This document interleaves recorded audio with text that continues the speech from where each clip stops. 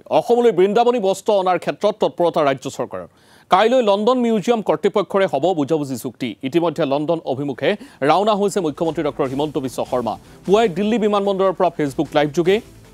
এই কথা সদৰি কৰিছে মুখ্যমন্ত্ৰীগৰাকীয়ে ফেচবুক লাইভত মুখ্যমন্ত্ৰীয়ে সদৰি কৰিলে লণ্ডন যাত্ৰাৰ উদ্দেশ্যৰ কথা তেওঁ কয় যে 1600 শতিকাত মহাপুৰুষ শ্ৰীমন্ত শংকৰদেৱে নৰনাৰায়ণৰ অনুৰোধত বৃন্দাবনী বস্ত্ৰ সাজিছিল বৃন্দাবনী বস্ত্ৰ অসমৰ ইতিহাস আৰু সভ্যতাৰ এক অমূল্য অংগ অসম চৰকাৰেও সভ্যতা সংস্কৃতিক সদা সচেতন অসমৰ সভ্যতা সংস্কৃতি নৱপ্ৰজন্মৰ মাজত জীয়াই ৰখাৰ বাবে বৃন্দাবনী বস্ত্ৰ অনা হ'ব অসমলৈ 16 নৱেম্বৰত হ'ব লগা বুজাবুজিৰ চুক্তিৰ জৰিয়তে 2027 চনত বৃন্দাবনী বস্ত্ৰ অসমলৈ অনাৰ বাবে চেষ্টা চলাইছে অসমলৈ আপোনালোক সকলোৱে জানে 1600 শতিকাত বা 1500 শতিকাৰ শেষৰ ফালে মহাপুৰুষ শ্ৰীমন্ত শংকৰদেৱে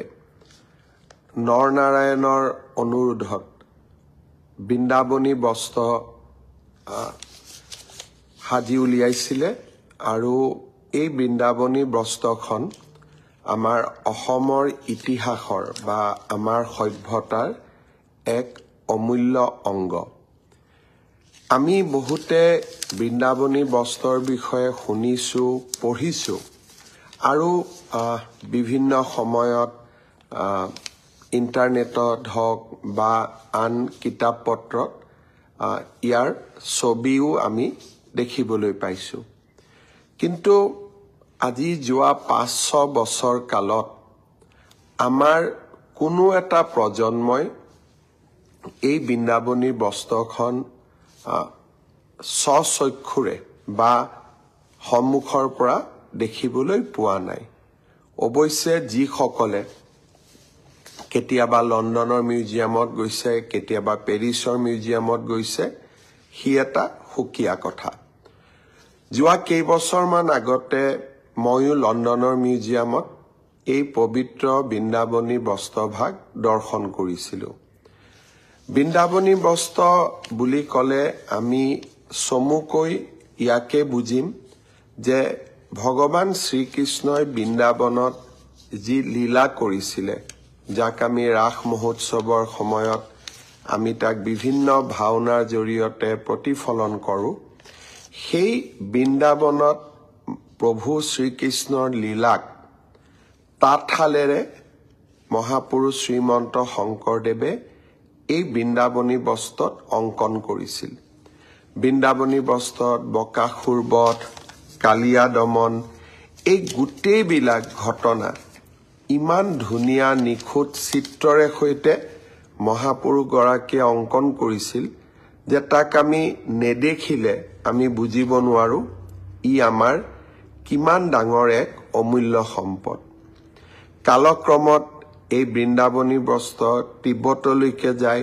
তিব্বতৰ পৰা লণ্ডনৰ মিউজিয়ামত কিছু অংশ আহি পৰে কিছু অংশ পেৰিছৰ মিউজিয়ামলৈকে যায় কিছু অংশ আমেৰিকাৰ বষ্টনৰ মিউজিয়ামত আছে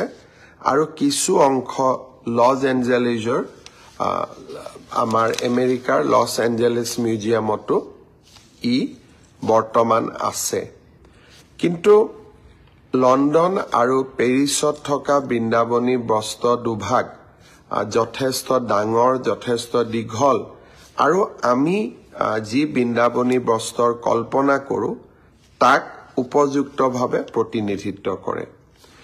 বহুদিনৰ পৰা মোৰ মনত এটা ইচ্ছা আছিল যে এই বৃন্দাবনী বস্ত্ৰভাগ এবাৰ আমি অসমলৈ আনিব পাৰোঁ নেকি আমি কোনেও ইয়াক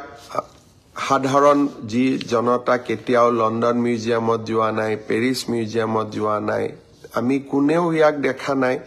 ক'ব গ'লে আমাৰ বহু প্ৰজন্ম এই বৃন্দাবনী বস্ত্ৰভাগ নেদেখাকৈয়ে এই পৃথিৱীৰ পৰা আঁতৰিও গৈছে আমি